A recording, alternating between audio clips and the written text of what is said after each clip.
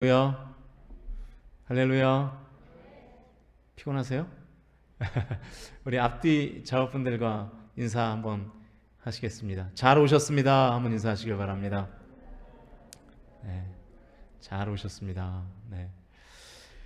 오늘도 주시는 말씀을 통해서 기도의 열쇠를 소유하실 수 있기를 주님의 이름으로 간절히 축원드립니다. 오늘은 세 번째 열쇠, 아버지라는 제목으로 하나님 말씀 증거하겠습니다.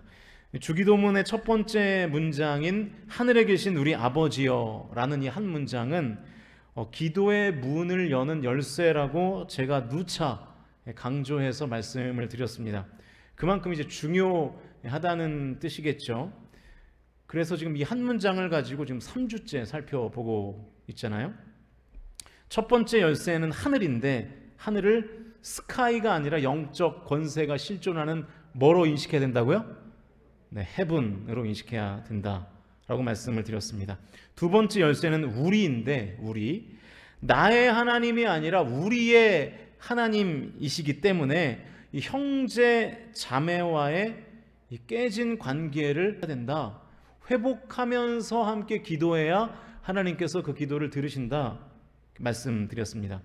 이제 오늘은 그 세 번째로 아버지인데요, 이 철학적 기초가 되는 하늘의 계신과 이 수평적인 기초가 되는 우리, 그리고 마지막 열쇠 아버지는 이제 수직적 관계의 기초가 되는 내용인 것이죠. 우리가 아무리 하늘에 계신 하나님을 경외하며 기도해도, 그리고 또 우리라는 공동체와 함께 하나님께 기도해도 사실 하나님이 우리의 기도에 응답하실 이유는 없습니다. 우리가 뭐라고 하나님께서 우리의 요구에 응답을 하시나요? 그럴 이유가 없죠. 하나님은 스스로 계신 분이거든요. 하나님 홀로 존재해도 전혀 부족함이 없는 분이세요. 그런데 굳이 우리의 기도를 하나님이 응답하실 이유가 없는 것이죠. 그러나 우리가 하나님께 기도로 요구하잖아요. 왜 그럴 수 있는 거죠? 우리가 하나님의 자녀이고 하나님은 우리의 누구이시기 때문에? 아버지이시기 때문이죠. 하나님이 우리의 아버지이신 것을 믿으실 수 있기를 주님의 이름으로 간절히 축복합니다. 이것을 믿는 믿음을 가지고 기도해야 되는데 우리에게는 이 믿음이 없는 기도가 우리 안에 있다는 거예요. 그래서 우리의 기도가 아무런 능력이 없어요. 응답이 안 되는 것이죠. 이것을 믿지 못하면 나의 기도가 다 소용이 없는 것입니다. 예수님이 주기도문을 가르치셨을 때에는 아람어로 가르치셨거든요. 이 아람어가 뭐냐면 당시의 시장 언어예요. 그러니까 문자로서의 언어가 아니라 이렇게 말하는 대화용으로서의 언어. 그러니까 우리가 한글을 쓸 때는 표준어로 쓰잖아요. 그런데 여러분이 말하실 때에는 그렇게 안 쓰시잖아요. 그죠? 다들 이렇게 서울말 쓰시는 것처럼 또 연기를 하시는데, 네. 여러분이 분명히 한글로는 쌀이라고 써도 여러분이 말씀하실 땐 뭐라고 하시죠? 살 그러시잖아요. 제 이름이 김승민이고 우리 선임 부목사님 이름이 김성민인데 발음 안 되시죠, 여러분? 김승하고 김성하고 발음 안 되시잖아요. 하지만 쓸 때는 김승민, 김성민 이렇게 똑바로 쓰시잖아요. 그러니까 표준어와, 그러니까 헬라어와 아람어의 차이가 그런 거예요. 아람어는 그 시장의 언어였어요. 그냥 일상적으로 대화할 때 쓰는 언어들. 그러니까 예수님이 가르치실 때에는, 주기도문을 가르치실 때는 아람어로 가르치셨는데 기록은 헬라어로 되어 있잖아요. 그래서 헬라어로 기록된 순서를 보면 파테르 헤몬 호엔 우라노이스 이렇게 되어 있어요. 이게 하늘에 계신 우리 아버지예요. 그대로 직역하면 아버지여 우리의 하늘에 계신, 그 순서가 이렇게 되어 있다는 거예요. 헬라어로 기도할 때에는 아버지라는 단어가 제일 첫 번째에 나오는 거예요. 그러니까 하늘에 계신도 기도 열쇠고 우리도 기도 열쇠고 아버지도 기도 열쇠인데 헬라어로 보면 뭐가 제일 먼저 나와 있다고요? 아버지여 우리의 하늘에 계신. 이렇게 기록이 되어 있다는 거예요. 그러니까 메시지가 있는 거죠. 제일 먼저 우리가 기도의 열쇠를 가져야 될 때 제일 먼저 가져야 되는 기도의 열쇠가 뭐라는 거예요? 하나님을 아버지로 믿는 믿음의 열쇠를 가지고 있어야 된다는 것입니다. 여러분, 하나님을 아버지로 믿으십니까? 할렐루야. 하나님은 우리의 아버지이신 줄로 믿습니다. 하나님은 이미 구약에서부터 노예인 이스라엘 민족의 아버지를 자처하셨어요. 그래서 출애굽기 4장 22절 말씀을 보시면 이렇게 기록이 되어 있거든요. 같이 한번 읽어보시죠. 시작. 너는 바로에게 이르기를 여호와의 말씀에 이스라엘은 내 아들 내 장자라. 이스라엘이 나의 맏아들이라는 거예요. 이스라엘 백성들이 나의 장자라는 거예요. 사람들에게 짓밟히고 세상의 변두리로 밀려난 민족을, 이집트의 노예로 전락한 민족을 지금 하나님이 맏아들이다 이렇게 천명하고 계신 것입니다. 얼마나 감동입니까, 여러분?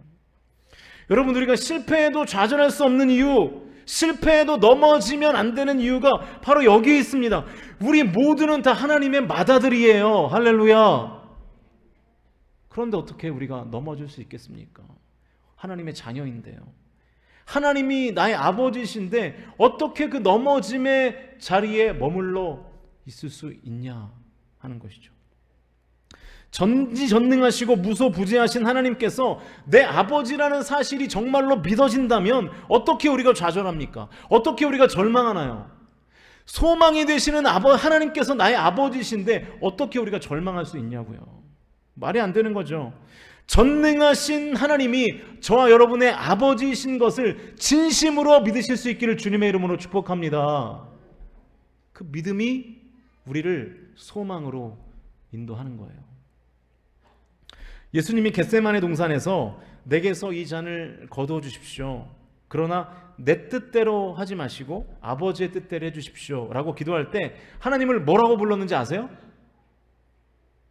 요걸 좀 알아야 성경을 좀 아시는 건데 아빠, 아버지라고 불렀어요. 아빠, 아버지. 마가복음 14장 36절 같이 읽겠습니다. 시작. 이르시되 아빠, 아버지여 아버지께는 모든 것이 가능하오니 이 잔을 내게서 옮기시옵소서. 그러나 나의 원대로 마시옵고 아버지의 원대로 하옵소서 하시고. 예수님이 하나님을 뭐라고 불렀어요? 아빠, 아버지요. 아빠라고 불렀어요. 아빠. 우리는 아빠에게 기도하는 거예요. 그냥 저 하늘에 계신 그냥 신께 기도하는 게 아니라 아빠에게, 내 아빠에게 기도하는 거예요. 그리고 하나님은 아버지라서 우리의 기도를 들으시고 응답하시는 것이죠. 하나님의 우리의 아버지가 아니라면 우리는 하나님께 기도할 이유가 없고 하나님도 우리의 기도를 들으실 이유가 전혀 없어요. 그런데 우리는 하나님의 자녀이고 하나님은 우리의 아버지이시기 때문에 기도할 수 있고 하나님도 우리의 기도를 들으시는 줄로 믿습니다. 자녀의 권세를 주장하면서 기도하셔야 된다는 거예요. 자녀의 권세, 자녀의 권세. 내가 자녀라는 사실을 인식하면서 하나님 앞에 간구해야 된다는 거예요. 그래야 그 기도가 성경적인 기도인 것이고 응답되는 기도가 되는 것이죠. 여러분의 기도가 왜 응답이 없습니까? 첫 번째는 하나님이 들어주실 수 없는 기도의 제목이기 때문에 이게 첫 번째고요. 두 번째는 아버지를 온전히 신뢰하는 것을 통해서 기도하는 것이 아니라 아버지가 아닌 상태에서 기도하는 거예요. 그래서 응답이 없는 거예요. 그래서 요한복음 1장 12절을 보시면 이렇게 기록이 되어 있잖아요. 같이 한번 읽어보죠. 시작. 영접하는 자 곧 그 이름을 믿는 자들에게는 하나님의 자녀가 되는 권세를 주셨으니. 영접하는 자 곧 그 이름을 믿는 자들에게 무슨 권세를 주셨다고요? 하나님의 자녀가 되는 권세를 주신 줄로 믿습니다. 자녀가 되는 권세를 주신 거예요. 이 권세라는 표현을 우리가 흔히 쓰는 말로 바꾸면 특권이에요. 특권. 자녀의 특권을 주셨다는 거예요. 여러분, 특권이 있는데 왜 안 써먹으세요? 네? 대체 왜 안 써먹으십니까? 하나님을 나의 구주와 주님으로 영접하면 하나님께서 나에게 자녀로서의 특권을 주신다는 거예요. 그런데 우리는 그 특권을 사용 안 해요. 왜냐? 기도를 안 하니까. 제가 너무 흥분했나 봐요. 네. 그 교역자실 안쪽에 제 방이 있거든요. 담임 목사실이 있잖아요. 담임 목사실에 아직도 못 들어와 본 분도 계시죠? 제가 이렇게 들어와서 음료수 한잔 하시자고 해도 이렇게 성도님들이 잘 안 들어오시더라고요. 뭐 부담스러우신가 봐요. 담임 목사실이라는 이 공간 자체가 부담스러우신가 봐요. 심지어 가끔 장로님들도 그러세요. 담임 목사를 배려하시느라고 제가 들어와서 같이 바카스라도 한잔 하자 이렇게 그러시면은 이렇게 말씀드리면은 아이 목사님 설교 준비하시는데 그냥 가겠다고 이렇게 말씀하실 때가 참 많아요.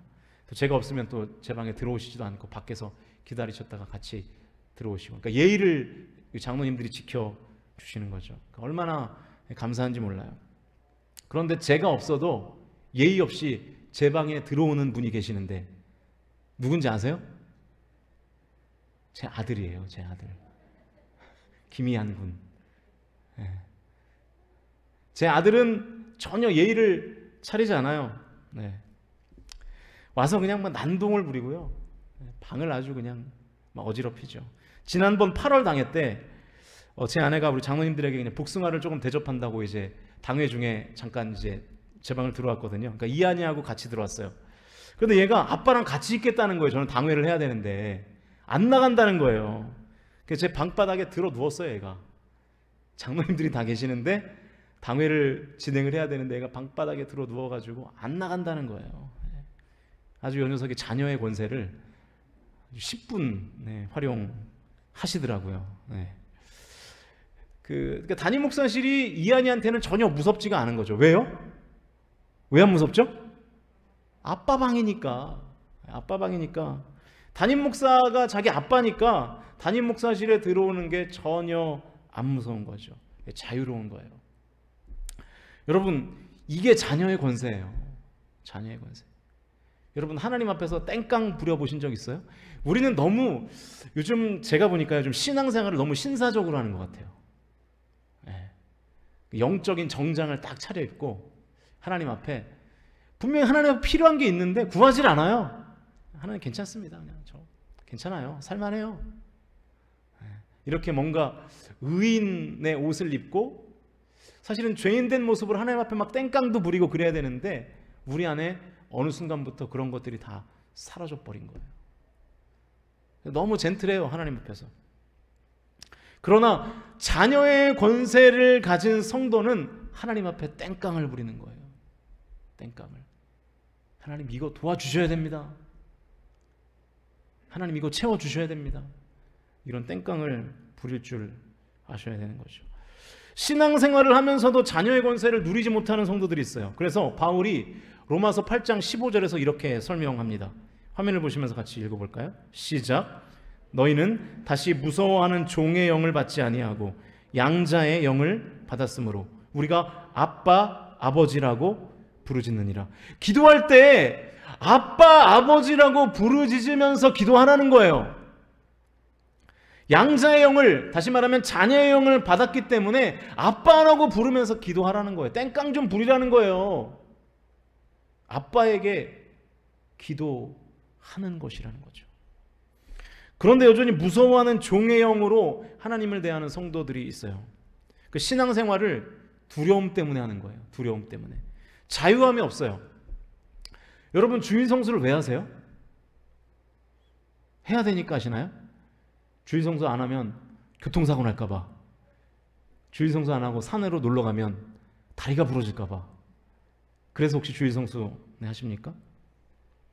11조 왜 하시죠? 11조. 하나님이 11조 안 하면 물질을 걷어가실까 봐 11조 하십니까? 왜 봉사하시죠? 저주받을까 봐 봉사하십니까? 믿음과 행동과 헌신이 다 두려움에 기반을 두고 있는 경우가 참 많습니다. 그러니까 자녀의 영으로 신앙생활하는 게 아니에요. 두려움의 영으로 신앙생활하는 거죠. 얼마나 불행한 신앙생활입니까? 또 이것을 오해하시면 안 됩니다. 자유의 영을 받았으니까 이제 주일에 한번 이제 본격적으로 놀러 다녀보자. 예, 그런 뜻이 아니라는 거 아시죠? 저와 여러분의 신앙생활에 두려움이 아니라 기쁨이 충만하실 수 있기를 주님의 이름으로 축복합니다. 여러분, 주일 성수할 때 기쁨으로 하셔야 돼요. 찬양할 때 기쁨이 있어야 돼요. 설교를 들을 때, 말씀을 묵상할 때 기쁨이 있어야 돼요. 할렐루야. 기쁨에 기반을 둔 신앙생활이 되어야 한다고요. 지금 새벽에 빌립보서를 보고 있잖아요. 빌립보서의 주제가 기쁨이잖아요. 빌립보 교회 성도들이요, 기쁨으로 복음에 참여했습니다. 바울이 그 기쁨으로 복음에 참여하는 빌립보 교회 성도들을 향해서 막 눈물을 흘릴 정도로 고마워하는 거예요. 너무 기뻐하는 거예요. 너무 감사한 거예요. 그래서 제가 새벽에 새벽 예배 드리시는 성도님들한테 그렇게 부탁드렸어요. 목회자가 기뻐하는 성도들이 되고, 그리고 성도들이 기뻐하는 목회자가 되는 그런 교회가 되기를 소망합니다. 우리 그런 교회 만들어가기를 소망합니다. 목회자가 이렇게 앞에서 볼 때, 담임 목사가 이렇게 성도들을 볼 때 너무 기쁜 거예요. 어쩌면 저렇게 헌신적으로 신앙생활을 할까? 어쩌면 저렇게 기쁨으로 예배드릴까? 좀 이런 감탄사가 제 입에서 나오게 해주십시오. 그리고 저도 여러분의 입에서 어떻게 우리 목사님은 저렇게 열심히 하실까? 잘하지는 못해도 저렇게 열심히 하실까? 저렇게 헌신적으로 하실까? 그런 얘기를 듣도록 하겠습니다. 할렐루야. 그러면 뭐 교회 부흥하지 않겠어요, 여러분? 그런 교회만 만들면 저도 열심히 하고, 저도 여러분에게 기쁨이 되고, 여러분도 저에게 기쁨이 되면 저와 여러분이 하나님의 기쁨이 될까요, 안 될까요? 되죠. 그런 교회 만들면 참 좋겠어요. 참 좋겠어요. 그러니까 신앙생활이 기쁨에 기반을 둔 신앙생활인 거예요. 두려움이 아니라. 기쁨으로 예배드리시고, 기쁨으로 봉사하시고, 기쁨으로 헌금하실 수 있기를 주님의 이름으로 축복합니다. 두려움으로 하실 거면, 이런 말 좀 위험한데, 안 하시는 게 나을 수도 있어요. 이 돈 헌금하면 나 한 달 생활 못하는 거 아니야?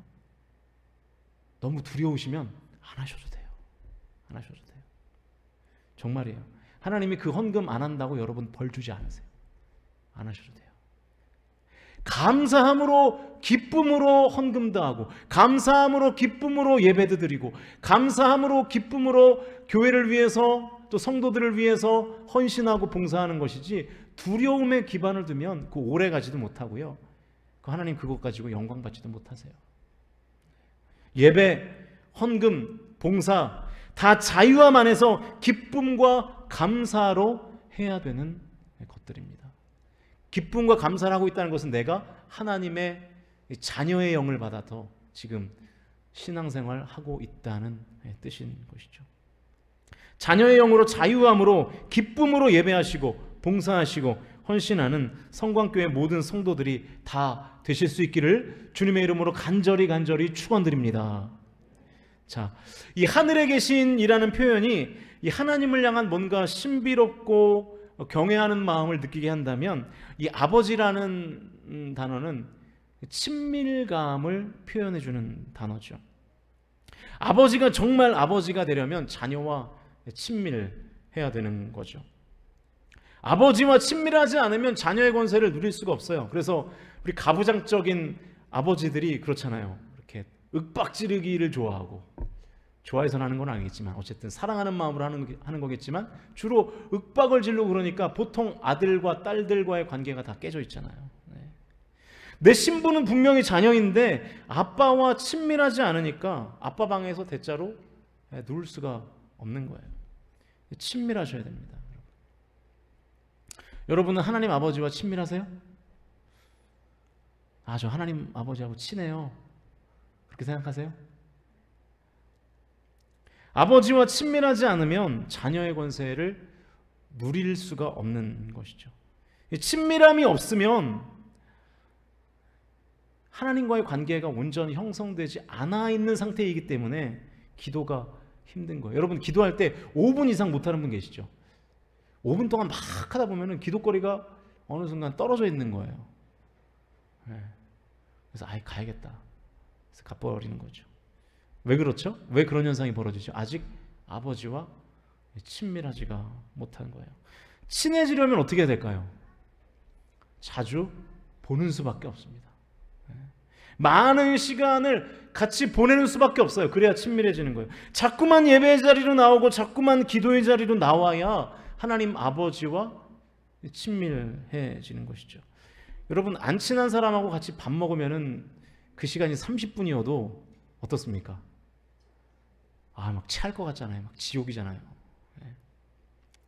많은 시간을 같이 보내야 친밀한 것이죠. 어제죠, 어제 우리 지방의 한 선배 목사님께서 어제 저를 보겠다고 찾아오셨어요. 사실은 후배인 제가 찾아뵈어야 마땅한데 취임식 때도 피치 못할 사정으로 못 오셨다 그러면서 꼭 오시고 싶다는 거예요. 다음에 제가 찾아뵙겠다고, 시간을 내서 찾아뵙겠다고 해서 극구 아무튼 어제 오시겠다는 거예요. 제가 어제 점심에 신방이 있어서 이제 오후 늦게쯤 오셨는데, 또 이제 추석 선물까지, 선배 목사님이 추석 선물까지 들고 오신 거예요. 얼마나 제가 송구하고 민망하든지 진짜 몸둘 바를 모르겠더라고요. 너무 죄송해서. 제가 찾아뵙고 제가 선물을 드려도 시원찮을 판인데, 또 저는 당장 시간이 안 나니까 또 그 목사님 원하는 시간에 갈 수도 없고 그런 상황이었습니다. 그때 또 제가 그 목사님을 잘 몰라요.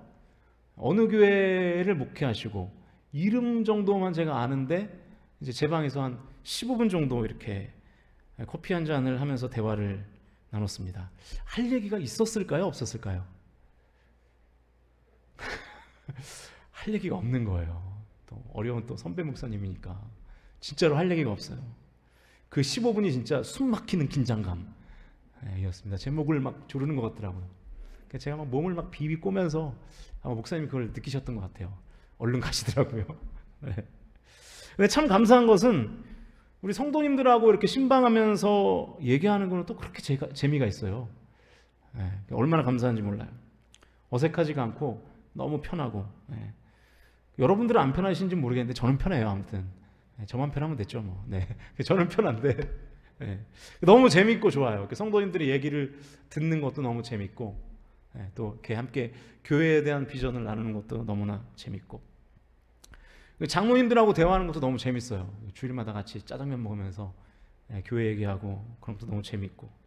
가끔 장로님들이 저를 조금 걱정하세요. 너무 장로님들하고 시간을 많이 보내는 게 아닌가라는 좀 그런 걱정들을 하시는 것 같아요. 여러분, 근데요, 그렇게 친밀해져야 일이 되는 거거든요. 소통이 잘 돼야 어떤 일이 잘 추진이 되고 서로 마음을 합해서 하나님 나라를 확장해가는 일들을 감당할 수 있는 것이죠. 친밀해야 뭘 해도 되는 겁니다. 하물며 하나님과 친밀하면 안 될 일도 될 줄로 믿으시기를 주님의 이름으로 축복합니다. 물론 하나님이 안 된다고 하시는 일은 안 되죠. 정말 하나님과 친밀하면 하나님이 안 된다고 하시는 일을 되게 해달라고 기도하진 않겠죠. 정말 친밀하면. 전능하신 하나님과 친한데 안 될 일이 어디 있겠습니까? 하나님 아버지와 친밀하실 수 있기를 주님의 이름으로 간절히 부탁드립니다. 요즘 하나님께서 저에게 주시는 메시지는 예배에 대한 소망을 많이 주세요. 성도들에게 예배에 대한 메시지를 많이 전하라는 음성을 주시는 것 같아요. 제 메시지가 계속 그쪽 방향으로 이렇게 흘러가는 거를 제가 다시 느끼는 거예요. 왜 그러실까요? 하나님이 우리 성광 공동체와 친해지시고 싶으신 것 같아요. 할렐루야. 여러분이 반응만 하시면 되는데, 나오시기만 하시면 되는데, 그것만 하시면 참 좋을 것 같아요.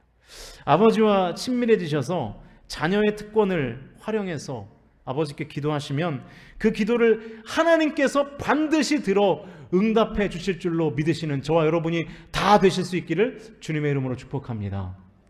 이제 기도의 열쇠는 끝이 났어요. 첫 번째는 뭐죠? 하늘에 계신. 두 번째는 우리. 세 번째는 아버지. 이 세 가지의 키, 이거를 붙들고 항상 기도에 임하십시오. 그럴 때 하늘문이 열리고 하나님의 은혜가 우리의 삶 가운데 쏟아지게 될 줄로 믿는 저와 여러분이 다 되실 수 있기를 주님의 이름으로 축복합니다. 우리 이 시간 함께 찬양하시겠습니다. 아바 아버지라는 찬양이에요. 이 아바 아버지가 말 그대로 아빠 아버지라는 뜻입니다. ABBA 이게 아바거든요. 근데 우리 그 아람어로도 아빠라는 뜻이에요. 아빠 아버지. 우리 찬양 함께 고백하시면서 주님이 나의 아버지십니다. 나는 하나님의 자녀입니다. 이 신분을 확인하시는 우리 기도를 함께 했으면 좋겠습니다.